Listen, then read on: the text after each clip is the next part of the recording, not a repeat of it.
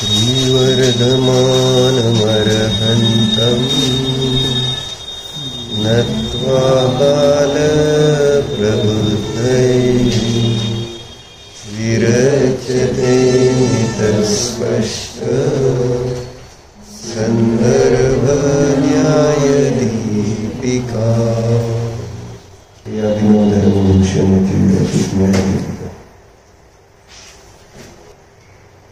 जीवन की सबसे श्रेष्ठ नीति वस्तूला जसोच्या तसं जाणणं किती महत्वाचं आहे हे ज्याला समजलं त्याला या न्यायदीपिकेचं महत्व कळणार आहे. जसोच्या तसं जाणणं, कारण काल आपण काय बघितलं, आम्हाला वाटतंय आपण जसंच्या तसं जाणतो. कल्पना सगळ्यांच्या आहेत, अनेक प्रकारच्या कल्पना आहेत आपल्या. जो तो वस्तूला जाणत असताना एकसारखी जाणतोय का? प्रत्येकाची त्या वस्तूबद्दलची धारणा वेगवेगळी आहे, क्षयक्षम वेगवेगळा आहे. आणि जसं इंद्रिय ज्ञानाने त्याला वाटतंय तसंच तो मानतोय आणि मग तसंच त्याचं आचरण दिसून येतंय आणि ते आचरणच तशा प्रकारच्या फळाला, संसार रूपी फळाला देतं. म्हणून वस्तू जशीच्या तशी जाणणं हे महत्वाचं आहे.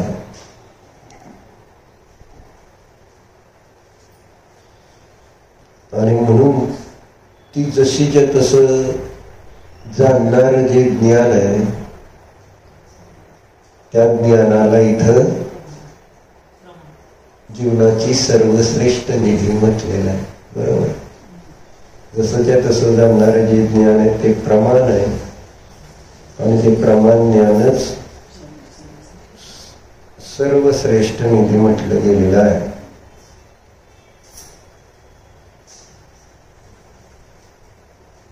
मग अशी ती सर्वश्रेष्ठ निधी ची प्रतीती येणं गरजेचं आहे.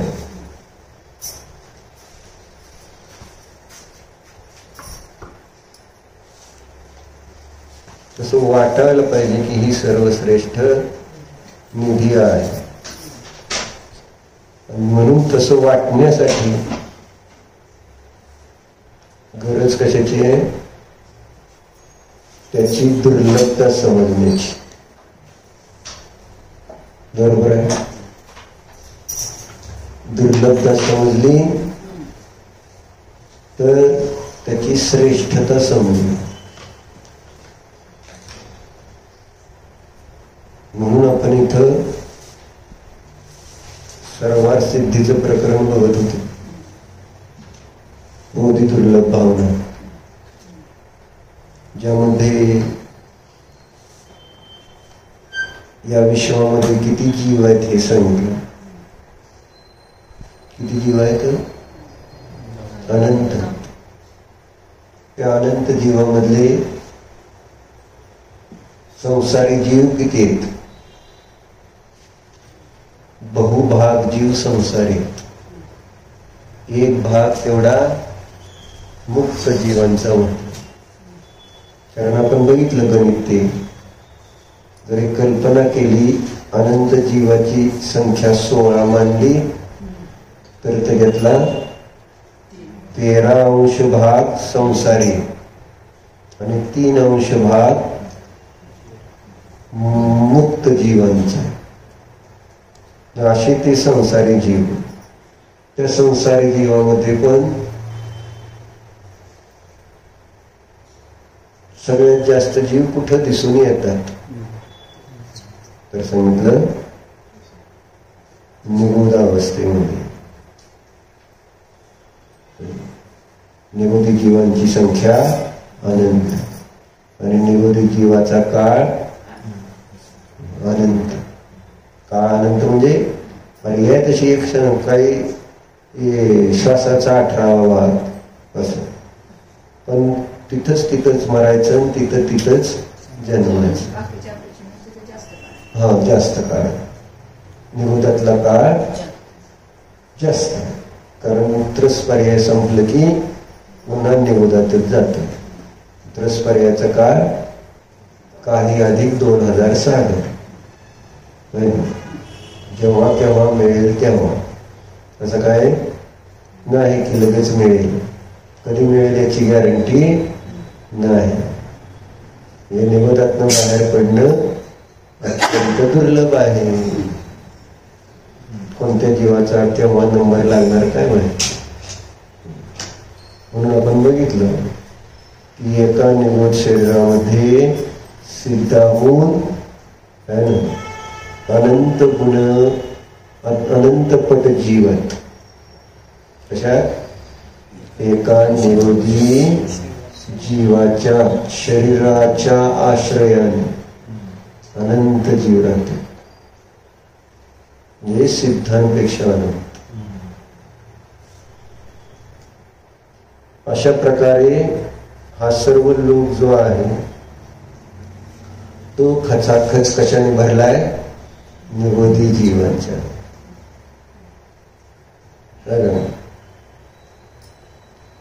मग त्या निरोध पर्यायातून बाहेर पडून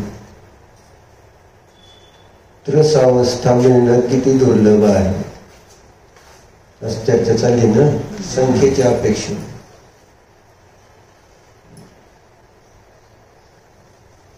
कारण निरोध खूप आहे पण त्रस कमी आहे. जी गोष्ट कमी आहे त्याची किंमत जास्त आहे, असं त्याचा अर्थ होतो. बरोबर आहे. सोनं का महाग आहे? लोखंड का स्वस्त आहे?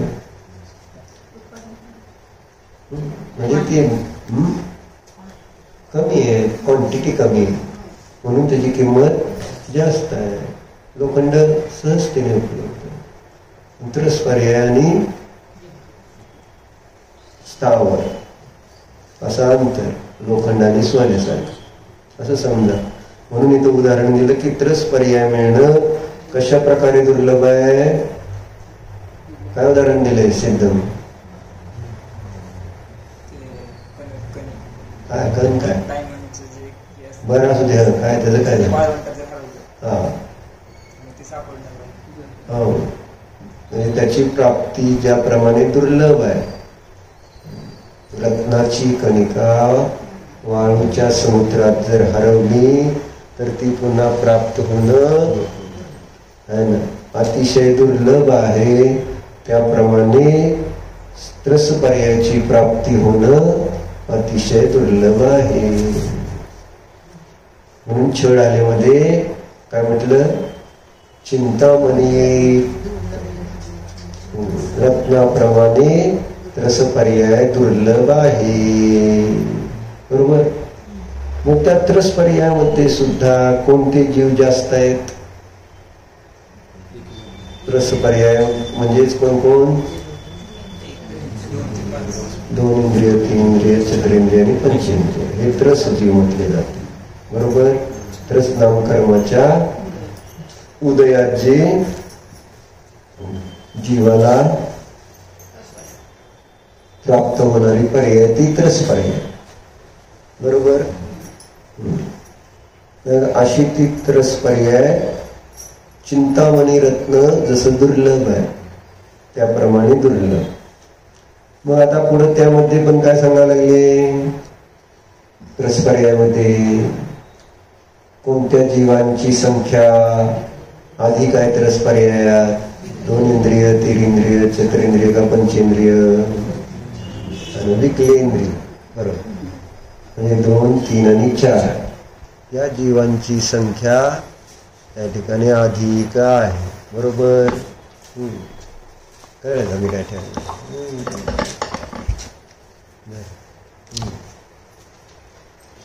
झालं. मग कशाप्रमाणे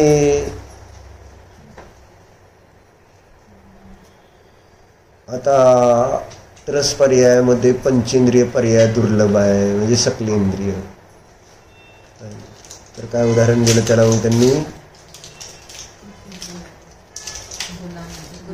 गुणांमध्ये ज्याप्रमाणे कृतज्ञता गुण दुर्लभ आहे, त्याप्रमाणे विकलत्रयातून सकलेंद्रिय बनणं दुर्लभ आहे. त्याच्यावर आपण चर्चा केली. कृतज्ञता गुण आहे ना. इथं असं उदाहरण आचार्य पूज्यपाद आचार्य का देतात, किंवा कृतज्ञता गुण ज्याप्रमाणे दुर्लभ आहे त्याप्रमाणे पंचेंद्रिय पर्याय प्राप्त होणं दुर्लभ आहे.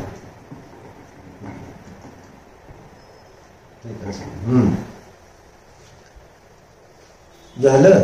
आता याच्या पुढे वाचूया.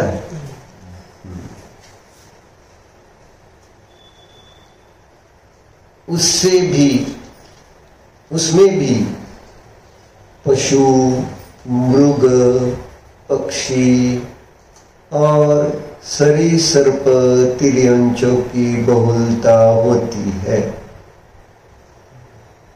परत आता पंचेंद्रियामध्ये कोणाची संख्या अधिक संख्येत, सरपटणारे प्राणी, हरण, पक्षी आहे ना, असे जे पशु, त्या पशूंची संख्या जास्त आहे. बरोबर आहे. कशात पंचेंद्रियामध्ये. विकलं तरी संपले की. आता पंचेंद्रिय झाला. पंचेंद्रिय झाल्यानंतर त्या पंचेंद्रियामध्ये पण कोणते जीव अधिक आहेत. अधिक का सांगतायत, कारण दुर्लभता दाखवायची. जीव जेवढे ज्या पर्यायामध्ये कमी, त्याचा अर्थ ती तेवढी पर्याय अधिक दुर्लभ आहे. म्हणजे त्याच्यासाठी काय लागणारे परिणाम कमी सापडतात, हा त्याचा अर्थ आहे. कर्णानुयोगमध्ये ही अशी भाषा येते आहे ना. म्हणजे त्या पर्यायाला प्राप्त होण्यासाठी तशा प्रकारचे परिणाम लागतायत ना. यातून हे समजून घ्यायचंय, विशुद्ध परिणामाची प्राप्ती दुर्लभ आहे हे सांगायचं. कारण या पुढच्या पर्याय ज्या आहेत त्या है ना, कशामुळे मिळणार आहेत, पापाच्या उदयात मिळणार का पुण्याच्या उदयात मिळणार आहे ना. म्हणून यांना पुण्य प्रकृती म्हटलं. कधी कधी तुलनेमध्ये तुलना जर केली तर रस पर्याय सुद्धा पुण्य प्रकृतीत घेणार स्थावराच्या अपेक्षा. त्यामध्ये विकलेंद्रियाच्या अपेक्षेने पंचेंद्रिय त्याच्यासाठी लागणार जे पुण्य आहे ते अजून विशेष लागणार, हे मला सांगायचं. किंवा आचार्यांना हे दाखवायचं. आपल्याला तर दिसती ती बाहेरची पर्यायच, पण बाहेरची पर्याय नाही, त्या पर्यायाला कारणभूत परिणाम बघायचे दुर्लभ.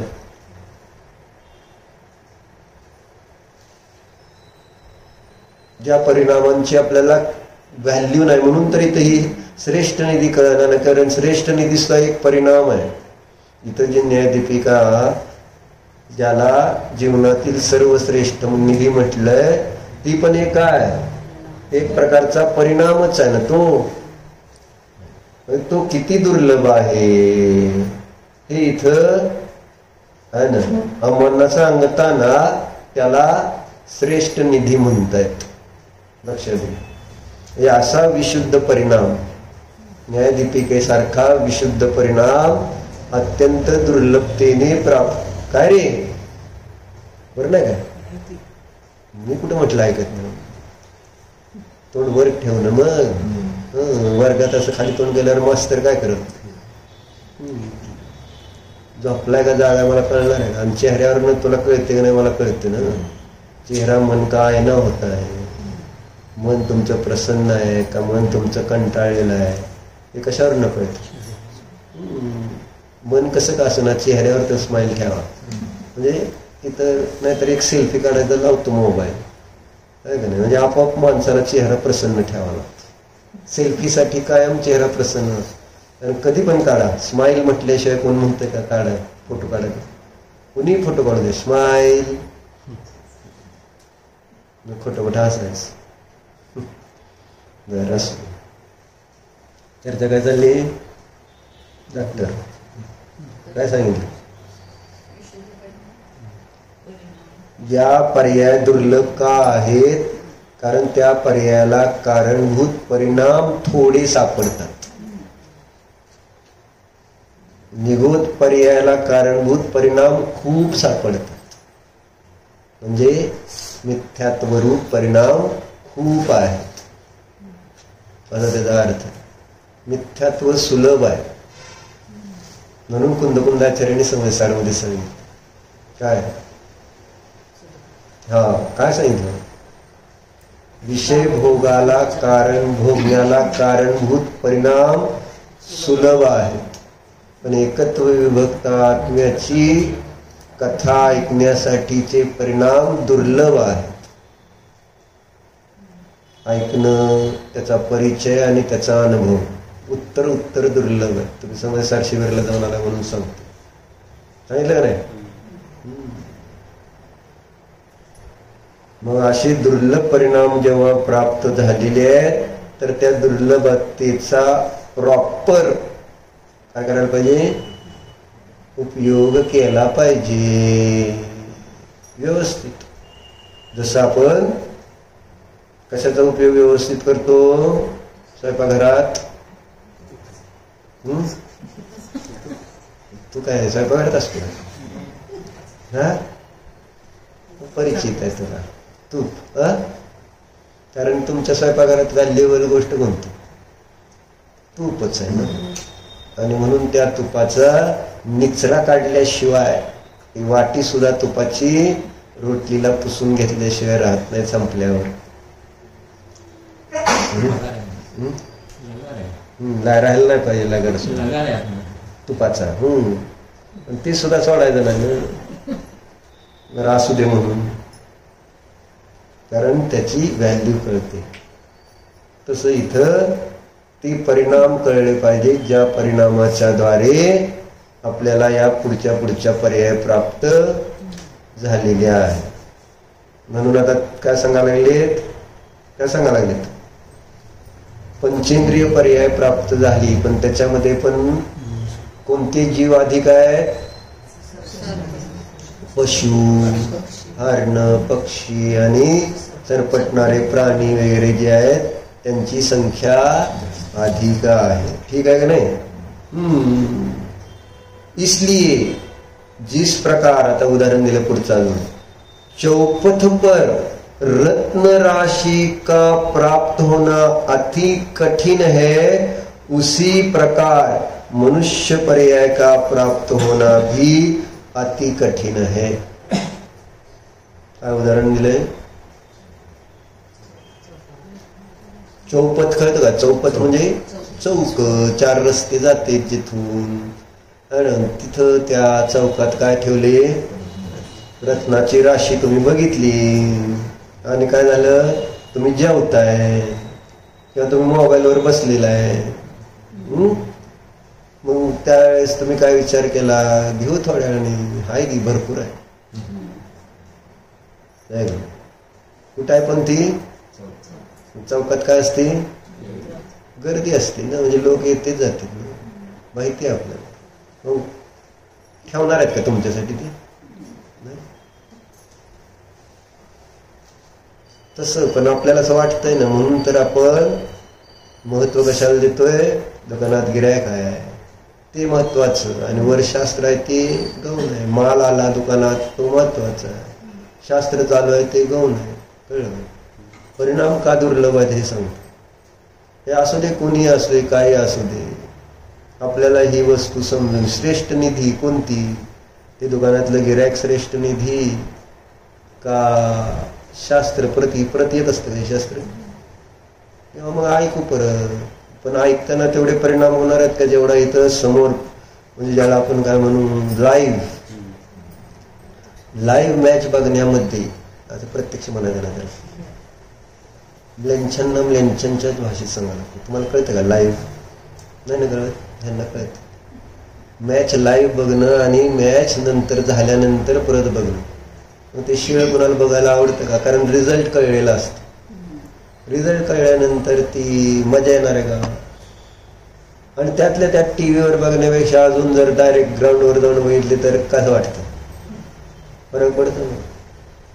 ग्राउंडवर यायला पाहिजे का नंतर बघू ऐकू की संध्याकाळी ऐकू नंतर मग ऐकलं नाही ऐकलं झोपेत ऐकलं कसंही ऐकलं तिथं ती टेप उठवणार आहे का तुम्हाला? अरे उठ झोपलाय म्हणून. उठवलं किती वेळा उठवलं? ऐकत होतं ना काल? काय ऐकलं ना काल? काय ऐकलं? ऐकलं ना? किती वेळा उठवलं तुला? झोपलाच नाही? उठवलं नाही म्हणतोय का झोपला नाही म्हणतोय? असू दे. देव घरात बसला होता ना इथं शास्त्राला बसून सांगतो. झोपला होता का नाही आम्हाला कसं करणार? असू दे. सांगायचं काय आहे? हा दुर्लभ.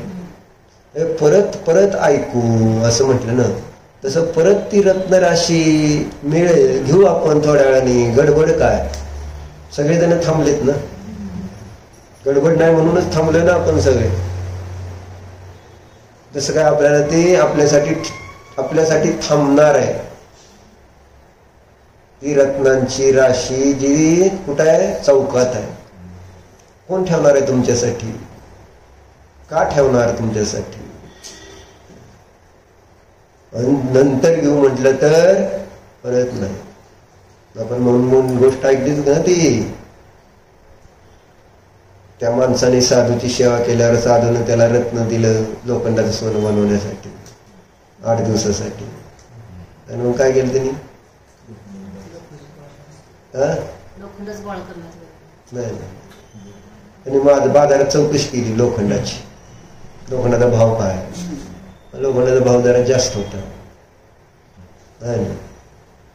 म्हणजे त्याने ऐकला होता त्याच्यापेक्षा जास्त होता. 4-5 रुपये 55 रुपये असायचं. ती 60-65 होता. मग त्याने विचार काय केला? जरा भाव कमी येतील आणि मग आपण घेऊ आणि मग त्या लोखंडाला ते परीस लावू आणि सोनं करू.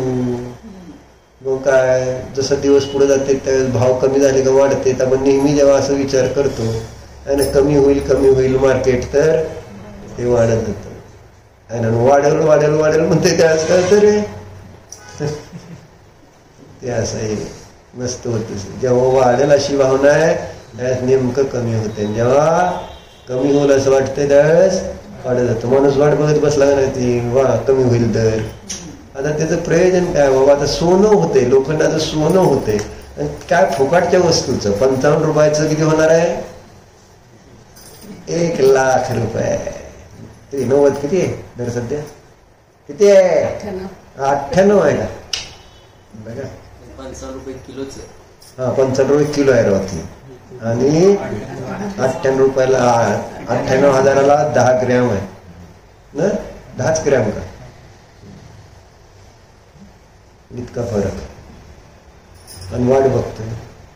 जर परत वाट बघता वाढत गेलं म्हटलं राहू दे आता नकोच घ्यायला. घरात इकडं तिकडं हुडकून करू म्हटला तोपर्यंत 8 दिवस दे म्हटलं. अरे अजून मी कायच केलं नाही सोनं. असं नाही आता झालंय तुझं का? टाइम संपला. पर्याय संपली. विषय संपला. परत कोण इथं कोणी दिली का आपल्याला ही पर्याय? नाही. आपणच आपल्या कर्माने ही पर्याय प्राप्त केलेली आहे. आणि त्याच्यामध्ये स्थिती पण आपल्याच परिणामाने बांधलेली आहे की एवढ्या काळासाठी ह्या पर्यायामध्ये मी राहणार. कुणी त्याच्या स्थिती कुणी ओतलेली? माझ्याच भावाने ही स्थिती. बाबा कोणाचं 70, 50, 80, 90 जे काय आयुष्य आहे ते सगळं ज्याने त्याने आपल्या परिणामानेच ती स्थिती बांधलेली आहे. बरोबर. त्यामुळं कुणी दिली असती तर त्याच्या हातापाया पडून वाढवता तर आली असती. काहीतरी पैसे देऊन काहीतरी करून वाढवू शकलो. पण असं इथं जमतंय का सांगा? वस्तू व्यवस्थित काही नाही. पर्याय संपली. विषय संपला. परत किती याचना केली तर एक क्षण सुद्धा परत मिळत नाही. हजारो सुवर्ण मुद्रा देऊ केल्या तरी जीवनाचा एक क्षण परत मागितला तर मिळणार नाही.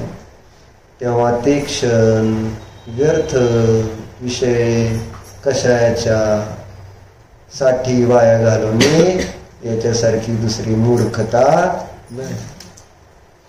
म्हणून कुठपर्यंत आलं? तिसरं उदाहरण दिलं. पहिलं उदाहरण वाळू मधली कणिका, दुसरं उदाहरण गुणांमध्ये कृतज्ञता, तिसरं उदाहरण म्हणजे मनुष्य पर्याय प्राप्त होणं कशा प्रकारे आहे. म्हणजे पंचेंद्रिय जीव तर खूप आहे आणि पंचेंद्रिय जीवांमध्ये पशूंची संख्या अधिक आहे. मग त्या पंचेंद्रिय पर्यायामध्ये त्या तिर्यंच पर्यायातून मनुष्य पर्याय प्राप्त होणं अजून किती दुर्लभ. तर ज्याप्रमाणे चौकामध्ये ठेवलेली रत्नराशी ती जशी परत प्राप्त होईल असं म्हणून आपण जर थांबलो तर ती मिळणार नाही. बरोबर आहे का?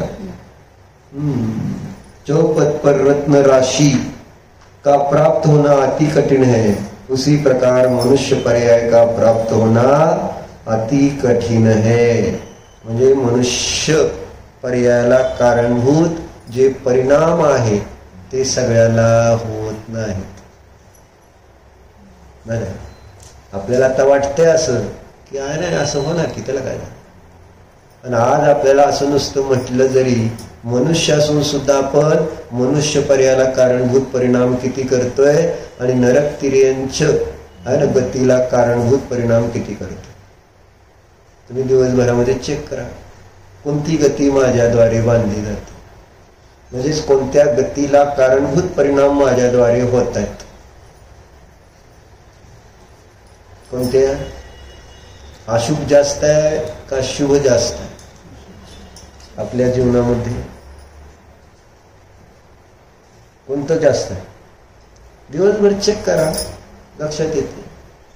आणि मनुष्य आपल्याला वाटतं आज की मनुष्य आहे म्हणून आपल्याला मनुष्य पर्यायाला कारणभूत परिणामाचं कुठं विकल्पच नाही. कोणत्या कारणाने मनुष्य पर्याय बांधली जाते ती तर माहिती आहे का? ती सुद्धा माहिती नाही तर मग मनुष्य पर्याय कशी मिळेल सांग?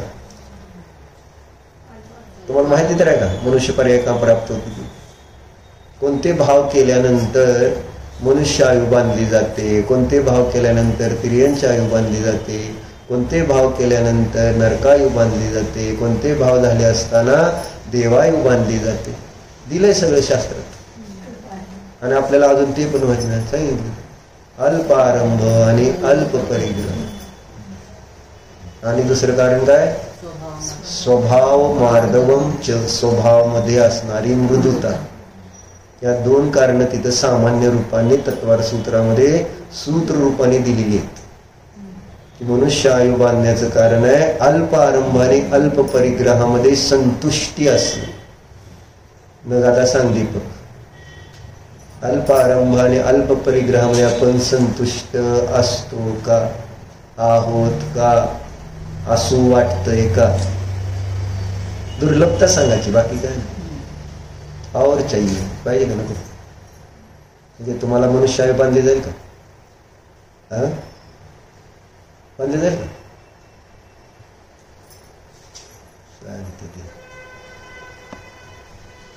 अजून पाहिजे, अजून. लक्षात घ्या राव, म्हणजे हे भाव किती विचित्र आहेत. आणि अजून पाहिजेचा भाव कोणत्या आयुच्या कारण आहे? सब जानते, पब्लिक है ये सब जानती है. अंदर क्या है बाहर क्या है ना? बरोबर आहे ना? असं भजन ऐकलं का नाही तुम्ही? तुम्ही पण ऐकलं असेल तुमच्या काळात भजन. बाहेर न सगळं आहे ना. म्हणजे शास्त्राच्या वेळेस वही पेन घेऊन बसणं किती दुर्लभ आहे. घेऊ वाटते का मला सांग? काय घ्यायची वही, काय लिहायचे? ऐकल्यापुरता मला पण असं वाटतं की मला कळलं, माझ्या लक्षात राहिले. आता सांग बरं 4 कारणं कोणते दुःखाची अभिजित? निधी ती आहे ना. म्हणजे बाहेरचा जरी व्याप थोडासा वाढणार असला तरी आपण किती त्याला महत्व देतो. ती किरकोळ वस्तू असेल भिजणारी, पण परत सगळं करायचं येईल म्हणून ते असं ते श्रेष्ठता. आठवलं का नाही? चौथं नाही आठवलं. हे ह्याला म्हणाल दुर्लभता. असे परिणाम म्हटलं ना स्मरण राहत नाही. आज सकाळी आपण एकेभाव स्तोत्रामध्ये काय म्हटलं? एक आला तर नाही श्लोक तसा काय आलता? ज्याच्यामध्ये स्मरण राहतं असं शब्द आलेला आहे भक्तीमुळं.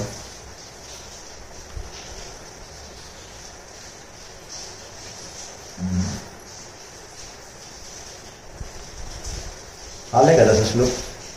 देवस्तोतुम त्रिदिवगणिका मंडले गीत कीर्तिम स्तोत्रती त्वां सकल विषये ज्ञानमूर्तिर्जनो यः तस्य क्षेमं परमततो जातु जो हूर्ति पंथास. म्हण का तत्वग्रंथ स्मरण विषय नैशमो मूर्ती मर्त्य. माणसाचं सांगितलं तत्वग्रंथाच्या स्मरणाविषयी आहे ना, तो काय ना जो मनुष्य भक्ती करतो त्याबद्दल त्याचं कधी विस्मरण होत नाही, म्हणजे बरोबर त्याच्या लक्षात राहतं असं सांगितलं. तत्वग्रंथ स्मरण विषय नैशमो मूर्ती मर्त्य असं वाक्य आहे का ना. म्हणजे भक्ती केली नाही आपण म्हणून विसरलो. जर भक्ती करणार तर विसरणार नाही, विसरणार तर भक्ती करत नाही असं झालं. म्हणून तिथं श्लोकमध्ये सांगितलं शुद्धे ज्ञाने सुचिनी चरित्रे सत्यपी त्वय्यनीच्या भक्तिर्नोचेत. भक्ती नसलं की लक्षात राहते. आता तू म्हणलं नाही सगळं बाकी लक्षात राहते तुम्हाला, कुठली वस्तू किती काय दर तुला विचारलं तर पटापटा दर सांगतो का नाही. एल्बोचा किती, टीचा किती, अर्धा पाऊण, 1, 1.5, सव्वा आहे ना, 2, 2.5, पावणे 3, 4, 5, 6 सगळ्याचे दर लगेच पटा सांगते का नाही. आणि वेगवेगळ्या आयटमचे परत एलपीसी एल्बो टी किती प्रकार आहेत ते, एफटी एमटी एनकॅप रेडी ते सगळं पाठ. शुद्धे ज्ञानी सुचिनी चरित्रे सत्यपी तय्यनीच्या भक्तिर्नोचेत. जर भक्ती नसेल तर हे जे मोक्षाचं द्वार मोहरूपी दरवाजाने बंद झालेलं आहे तर ते उघडणार नाही. भक्ती नोचेत काय म्हटलेलं, भक्ती लागते हो. किती शुद्ध ज्ञान असू द्या नाहीतर निर्मळ चारित्र्य असू द्या असं शब्द वापरले वादिराजाचार्य. शुद्धे ज्ञाने सुचिनी चरिते. सुची म्हणजे निर्मळ. ज्ञान किती स्वच्छ असू दे आणि चारित्र्य किती निर्मळ असू दे, भक्ती नसेल तर मोह तुटणार नाही. तर तुटते का मोह? म्हणून मला याच्यातनं सांगायचं दुर्लभता किती आहे. पण अजून आपल्याला ते समजे नाही की लक्षात राहण्यासाठी सुद्धा तसे परिणाम करावा लागतो. हे परिणाम सापडतात का? बाकी संसाराच्या गोष्टी त्याला वेळेवर आहे ना, आता विश करते तर आपलं वेळेवर थँक्यू म्हणून मोकळं व्हावं महत्वाचं आहे का? म्हणजे जे आपल्या मिथ्यात्वाची पुष्टी करणारे त्यांना पण थँक्यू म्हणायचं का? आपण किती वेळा पाहिलं की श्लोक इष्टोपदेश मधला. आणि ज्यांनी फक्त वैराग्य दिनासाठी संयम दिनासाठी शुभेच्छा दिले त्यांनाच धन्यवाद म्हणायला पाहिजे. ज्यांनी हॅपी बर्थडे म्हटलं त्यांना उलट शिवी लिहायला पाहिजे एखादी. मूर्ख आहेस काय, अरे इडियट, नॉन सेन्स असे शब्द तिथं त्याचा रिप्लाय ना अशा पद्धतीने ते पुढच्या वेळेस त्याला नाही विश करणार ते तसं. कारण मी देह नाही आणि देहाचं अभिनंदन जे करतात तर ते 4 गतीमध्ये फिरतात असं इष्टोपदेशमध्ये सांगितले का नाही? कोणता श्लोक? अविद्वान पुद्गल द्रव्य यो अभिनंदती तस्य तत् न जातु जंतो सामिप्यम चतुर्गतिषु विमुंचति. जे अज्ञानी जीव पुद्गलाचं अभिनंदन करतात त्यांना 4 गती सोडत नाहीत. सोडत नाहीत. आज आता आपण बसून ज्यांनी हॅपी बर्थडे त्यांना लिहूया. मला माझ्याकडे इंग्लिश शिवायचे करायचे मला पण. नॉन सेन्स सांगण्यात एकच टाकावं. Non sense. नॉन सेन्स म्हणजे तुला सेन्स आहे का? कशाला हॅपी म्हणतो माझ्या बर्थडेला? तिथं महाराजांचं वाक्य वाचलं का नाही आज? काय लिहिले? चातुर्मास, अष्टानिका, दशलक्षण आदी पर्व साजरे करावे, परंतु पाश्चात्य संस्कृतीचे भोगवर्धक पर्व सर्व साजरे करू नका असं लिहिलंय. पण तसे भाव होतेत का? आपल्याला कोणते सण साजरे करे वाटते? भूवर्धकच आहे का नाही हॅपी बर्थडे, त्याचा आज वैराग्य दिवस आहे, संयम दिवस आहे ना. आणि तो म्हटला काय, मला आनंद होतोय कारण माझा संसारातला एक भावातलं 1 वर्ष कमी झालं. काय म्हटलं ते, अज्ञानी रडतो की माझं 1 वर्ष कमी झालं, तर हा मला म्हणतोय वाढलं म्हणून आनंद करतोय.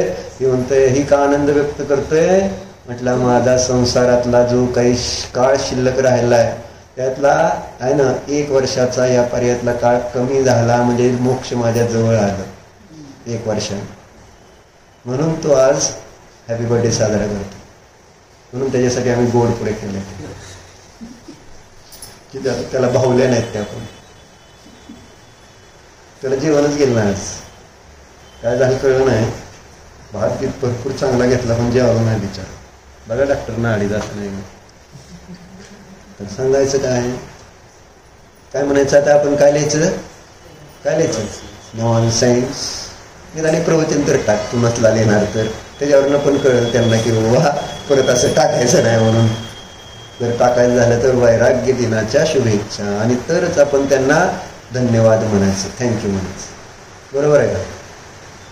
चुकलं म्हणजे नुसतं असं चुकलं म्हणतात का, क्षमा, हा असं माझी काय मागून उपयोग आहे, स्वतःच्या आत्म्याची मागा. कारण आपण आत्मा आहोत, शरीर नाही. आणि हे लोक शरीर आहे याची आठवण करून देत आहेत. आधीच आपण मरकट आहे, त्यात हे मद्य पिलं, हे मद्य दारू आहे ही हॅपी बर्थडे म्हणजे, आहे का नाही? मोहाची दारू नाही. वाढदिवस साजरा करणं म्हणजे माकडाला दारू पाजल्यानंतर माकड काय कर, तसं जे शरीरामध्ये देहात्मबुद्धी करणारे आहेत त्यांना पूर्ण त्या देहाचं अभिनंदन केलं तर अजून तो चेकाळल. काय होईल, त्याला दारू पाजल्यासारखं आहे. वाढदिवसा दिवशी आहे ना हॅपी बर्थडे म्हणणं हे काय दारू पिल्यासारखं आहे, माकडाला दारू पाजल्यासारखं. प्यायची काय दारू नको. आमचा आणि विक्रांतीचा दोघांचा तिथं वैराग्य दिवस साजरा केला अमेरिकेमध्ये, माहिती आहे का? मला शास्त्र दिलं त्यांनी आणि विक्रांतीला पण सगळ्यांनी शुभेच्छा दिल्या हॅपी बर्थडे म्हणून. मी तिथं सांगितलं ना, म्हणजे मेलपिटास लावतो आम्ही, त्यावेळेस मी सांगितलं म्हटलं आमच्याकडं वाढदिवस नसतो, म्हटलं वैराग्य दिवस असतो म्हटलं. त्यांना पटली. ती उदाहरण देऊन सांगितलं तीर्थंकरांना, पार्श्वनाथ भगवंतांना जन्म कल्याणकाच्या दिवशीच तप कल्याण झालेलं, म्हणजे तिथी सेम आहे. जी पार्श्वनाथ भगवंतांची जन्म कल्याणकाची तिथी आहे ना, तीच त्यांच्या दीक्षा कल्याणकाची तिथी आहे. म्हणजे त्यांचा वाढदिवस त्यांच्या दीक्षेचं कारण ठरलं. काय मी या शरीरात जन्मलो, त्याच्यामुळे त्यांना दुःख झालं आणि त्याने दीक्षा घेतली. ते उदाहरण. त्यांनी ते नाग नागिन बघितले, बरोबर आहे, असं ते आपलं सांगतं. म्हणजे ना दुर्लभ आहे हे सगळं, असे परिणाम दुर्लभ आहे हे सांगतो. कोणते दुर्लभ आहेत सांगत होतो मी,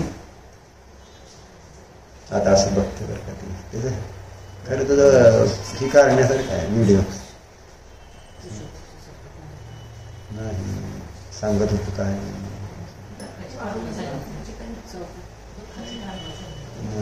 त्याच्यातलं एक कारण राहिलं त्याला येत नाही. मी सांगत होतो मनुष्य आयुच्या कारणभूत परिणाम किती दुर्लभ आहेत. अल्प आरंभाने अल्प परिग्रहाचे भाव किती जीवांजवळ वर्तमानात दिसतेत सांगा. आहे बा झालं समाधान, जे आहे जेवढं आहे त्याच्यामध्ये समाधान मानून बसते काय. असा वर्तमानात एखादा दिसतोय का मनुष्य. आणि पुरुष जाऊ दे, आता बायका पण आता बिघडल्या त्या ना. म्हणजे पूर्वी बायका दरबारे तर होत्या, त्यांना काय कळत नव्हतं त्याच्यातलं. पैसा करू नका असं म्हणून खावळायच्या नवऱ्यांना. ज्यावेळेस नवरे बायकांना वेळ देत नव्हते त्यावेळेस आता बायकाच पैसा करू लागल्यामुळं नवरे म्हणायला लागले तर आम्हाला बायको कधी वेळ देते कुणास. बायको ना स्वयंपाक करते ना बायको आहे ना बोलायला तयार आहे. अशी झाली बायकोची अवस्था. अमेरिकेतल्या इथल्या नाही. आहे का? बरं, इथं पण आहे, मला माहित आहे इथं पण आहे, पण उगच आपलं ह्यांना शास्त्राला आलेल्या लोकांना कशाला लय त्रास द्यायचा. मला सगळं मी बघतोय त्या डोळ्याने, कोण कुठं काय करतंय ते. काय नाही, मोटरसायकल चालवायला लागल्या बायका, काय करायचं? पोरांना आणायला आपली जबाबदारी. जर मोटरसायकल आली नसती तर शास्त्र ऐकायला मिळालं नसतं व्यवस्थित शांतचित्ताने. पण तसं होतंय का? मोटरसायकल येते ना, जा मग आण जा तू पोराला. म्हणजे जेवढं तुम्ही शिकचाल तेवढं तुम्हाला जास्त कामाला लावलं जाते आणि त्याच्यात तुम्हाला अहंकार आलेला आहे, मोठेपणा वाटते, मी माझी सगळी काम. अरे ये अडाय का, तुम्हाला डबल टेबल शिफ्ट काम करायला लागतंय, स्वयंपाक पाणी करून पोरं आणून दुकानात बसून येडाय काय तुम्ही. जरा मी म्हणलं बायका एवढं दुसरं कोण जगात मूर्ख नसेल. सॉरी ना, म्हणजे त्यांना कळतच नाही की आपलं काय, आपल्याला किती त्रास होतो. आणि मग त्यांची चिडचिड वाढते. चिडचिड वाढल्यामुळं मग काय होतं, घरामध्ये नरक तयार होतो. इथंच नरक तयार होतो.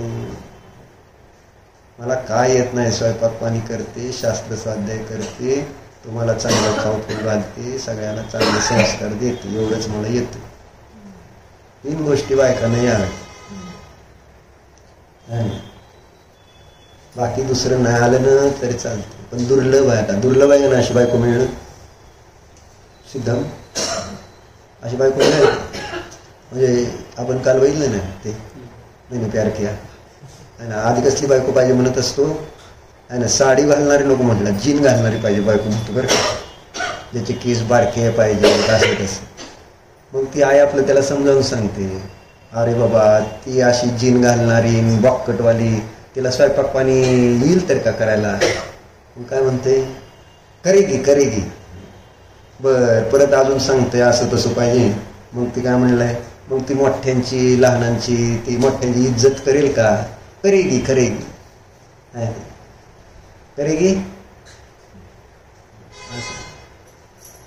हे सांगायचं असतं नाही. वाकट केल्यावर जीन पॅन्ट घातल्यावर काय होणार? अरे सिद्ध येईल का त्याला? ते सांगतोय दुर्लभता सांगतोय, भयंकर दुर्लभ होत नाही. आणि महिलांकडनं धर्म संपल्यावरच धर्माचा ऱ्हास होतोय. पुरुषांकडे धर्म नसतो. पुरुषांकडे धर्म मातेकडनं येत असतो. जेवढा काही धर्म आहे ते कोण घरामध्ये आईकडेच असतं ना. तिला धर्म करायची वेळ आहे, पुरुषांना वेळ कुठं असतो. एक अपेक्षेने तुम्हाला संस्कार कोणी दिले सांगा. तुम्ही आज एवढं धर्म करता, तुमच्या आईमुळे जाय ना तुम्ही, मग ते सांगा. आणि आताची आई काय करते, आणलं मग दुकानात बसले आणि पोरं दुकानदारीच केली. आता अपवाद सांगते, आता करते परेश सगळं हा आहे, पण आता एवढा उद्योग वाढवून ठेवलाय तर परेशला वेळ मिळतोय का सांग बरं. आणि हे कुणी सुरू केलं? अनुपम व्हरायटीज. किती आनंद येत होता. व्हरायटी आहे ना. आता तिथं पोराला खायची पंचायत झाली का नाही? होय, काय म्हणतोय म्हणजे सांगायचं असं काय नाही असं. आणि त्याच्या पुढच्या पिढीला तर आता मंदिरातच पोचणं अवघड झालं. खरी देवाची ओळख राहिली नाही. पण त्याच्या पुढच्या पिढीला काय मिळणार सांग. म्हणून राजू दीक्षितनं पण सांगितलं होतं, कुठलंही काम करायचंय चांगलं तर घरातल्या बायकांना ते अगोदर पटवून द्या.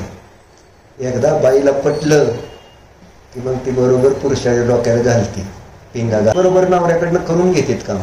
त्यांच्याकडे ती कला असते बायकांकडे, आहे का नाही? काय आहे का कला? असते का नसते? बरोबर काम करून घेतात. आता अभिजित काम करायला लागलं का नाही सगळी बरोबर वेळेवर. 2-4 वेळा म्हटलं मदर मुलांचं करताना इथलं करत नाही म्हटलं तर आता पहिल्यांदा काम इथलं आधी इथलं माहित आहे का, आपोआप होतंय. बायकांनी एकदा मनावर घेतलं का नाही ऑटोमॅटिक. तसं धर्म मनावर घेतला तुम्ही तर म्हणजे आधम मधला आधम मनुष्य सुद्धा सुधरू शकतो. असं समजू नका. ती ताकद आहे, ती कला आहे. तसं तुम्हाला एक ते मिळालेलं कर्मानं वरदानच आहे. You can do it, you can, अशी ती शक्ती आहे तुमच्याकडे. आहे का ना शक्ती? ध्रुव काय झालं? तो दिसत नाही का? का तुझं विचारलं का आम्ही? तर शक्ती असते ना, गपचिप मान हलवते. हो असते बाबा. तर असं सांगायचं काय की महिलांनी धर्म रुजवला पाहिजे, दुसरं काम सोडलं पाहिजे. पण तसे परिणाम आता आहेत का वर्तमानात? दुर्लभता सांगायची. उलट आता महिलांना जास्त आसक्ती वाढली. कारण सांगा, कारण आहे त्याच्या पाठीमागे. विचार करते ती, काय विचार करण्यासारखं सुद्धा नाही. लगेच उत्तर आहे ईर्ष्या. ईर्ष्या आहे. तुझं पोरग्याने काय घातले? माझ्या पोरग्याने. तुझ्या पोरानं नाईक बूट घातलाय नायकीचा, माझ्या पोराला पण नायकीचा. त्याला काय नायकी कळत नाही काय नाही. ध्रुवाला ज्यावेळेस घोडातलं घातलं ना, सगळं असलंच. नायकीची चप्पल, स्लीपर सुद्धा नायकीची घेऊन दिली. काय त्याला कळत नाही का? कळत होतं कोणा? स्वावीत कळत होतं तुला काय नायकी? पण सगळं असलं का? तर मग त्या सुकुमारच्या पोरांनी त्याच्या पोराला तसलं दिलं, म्हणून आम्ही पण आमच्या पोराला तसलंच देणार. भारी भारी देणार, कोट सूट. त्यांनी आपली यादी दिली आणि हो म्हणून ना मग सगळं घेतलं. हो द्या खर्च.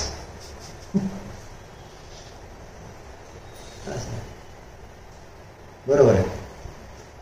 कशामुळे असं झालं? ईर्ष्या. कारण तो स्त्रियांमध्ये गुण आहे, विभाग गुण. स्त्रिया प्रायः ईर्ष्यालू होती है, असं गुणभद्र आचार्याने म्हटलं. मी नाही, जेव्हा माझ्याकडे रागाने बघायचं कारण नाही आहे ना, ते जलताय.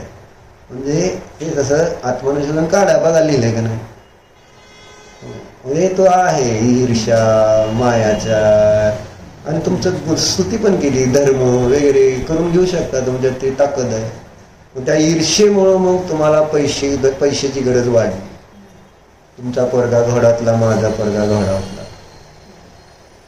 म्हणजे उलट त्याच्यापेक्षा अजून काय चांगलं करता येईल का असं बघतायत. त्यापेक्षा भारी पाहिजे असतो काय करणं. आणि त्या नादात मग ते विवेक गमवून बसतात.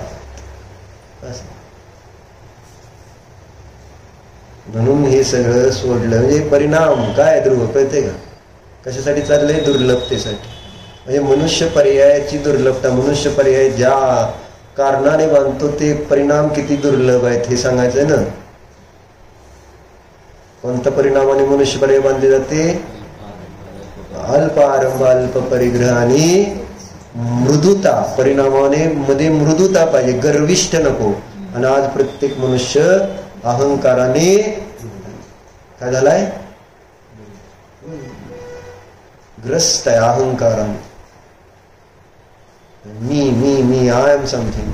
मी कोणीतरी आहे हेच दाखवायचा सगळ्याचा प्रयत्न चाललाय. त्यामुळे मी कोणी नाही.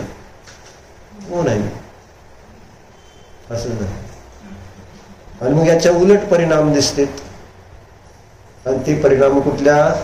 गतीचं कारण तिर्यंचा आणि नरगतीचे. मायाचार दिसतो आणि लोभ, अति आसक्ती दिसते. दोन प्रकारचे परिणाम. त्याची बहुलता पंचम काळात असल्यामुळं पंचम काळातले जीव प्रायः तिर्यंचा नरगतीलाच जास्त जाणार आहेत. काय करणार? मनुष्य आणि देव फार कमी जीव होणार आहेत मनुष्य पर्यायातून. इतकी दुर्लभ मनुष्य पर्याय मिळाली. पण त्या पर्यायातून दुसरी पुढची पर्याय कोणती? कोणती? एक वेळेस अमेरिकेची माणसं होती, माणसातलं माणसं. पण आपण भारतातली माणसं. कारण त्यांच्याकडं अल्प आरंभ परिग्रह आहे ना. म्हणजे सांगितलं नाही पायरवा, साठवत नाहीत ते. राहू द्या राहू द्या राहू द्या राहू द्या म्हणून ते विकून टाकतात. तिकडं आता तसलं हे निघालंय नवीन. कमी ह्याच्यात आपल्याला जगता येते का असं काहीतरी एक निघालंय फॅड तिकडं आलं. जेवढे म्हणजे काय म्हणा ज्याला परिग्रह परिमाण ज्याला आपण म्हटलं ना, ते परिणाम त्यांचे आता वाढायला लागलेत. आणि मागं सांगितलं ना तुम्हाला, इंदोरला एक डॉक्टर बसले होते, इथलेच होते, आता US मध्ये असते. तर त्यांनी 10 दिवस बसल्यानंतर त्याला ध्यान काय कळलं माहिती नाही किती, पण त्यांनी आपला अनुभव सांगताना म्हटले काय, मला एवढं कळलं 10 दिवसात की एवढ्या थोड्या ह्याच्यावर सुद्धा माझं जीवन चालू शकतं, एवढं तर मला कळलं. आणि अनेक लोकांना करोनाच्या काळात एक कळलं होतं, कोरोना, की बाबा जास्तची गरज नाही, जेवढं आहे त्याच्यात चालतंय. हा बंद होता आणि सगळा आनंद घेत होते सगळे, धर्माचा, कुटुंबाचा, खाण्यापिण्याचा, खेळण्याचा, आणि सगळा आनंद घेत होते. ज्याच्यात व्यवहाराने आनंद म्हटला जातो तर सगळा आनंद घेत होते, समाधानी होते सगळे करोनामध्ये जेव्हा लॉकडाऊन होतं. असं वाटत होते की काय गरज नाही आपल्याला, ह्याच्यात सगळं चाललंय की चांगलं चाललं. आणि जसं लॉकडाऊन निघालं परत पहिला पाडा पंचावन्न, अजून जास्त.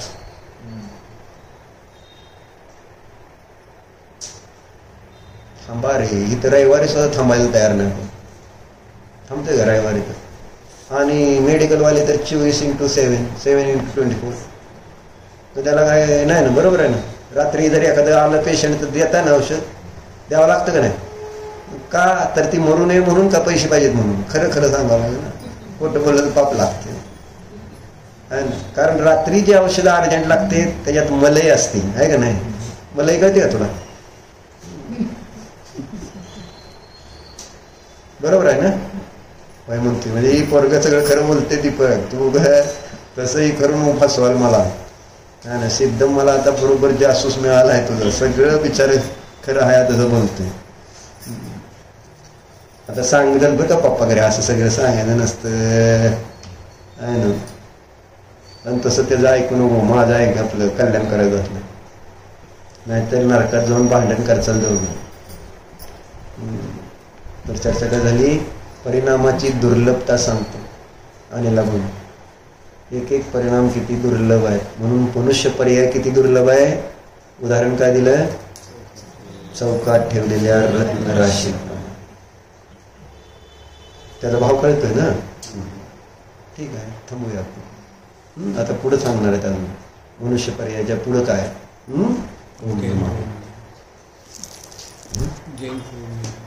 होय का, मग कधी दिसते सगळे ही का चांगलं.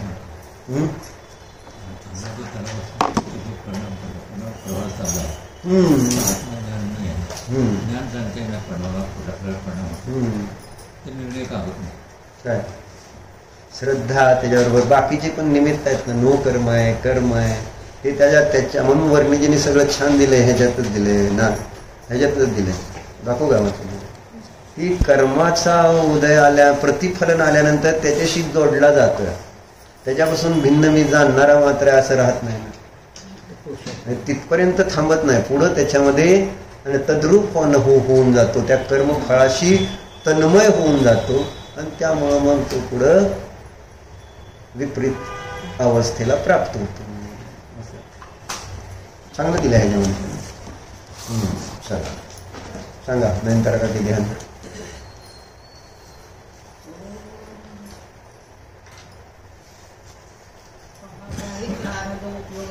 त्या उपयोगाला स्थिर करा, एका क्षणासाठी जाणार, हा मी जाणणारा ज्ञान दर्शन स्वरूप आहे जाणा, हा मी ज्ञानानंद स्वरूप आहे जाणा, ज्ञानानंद स्वरूपोऽहम्, ज्ञानानंद स्वरूपोऽहम्, एकोऽहम् शाश्वत स्वरूपोऽहम्, परम पारिणामिक भाव स्वरूपोऽहम्, सिद्धोऽहम्,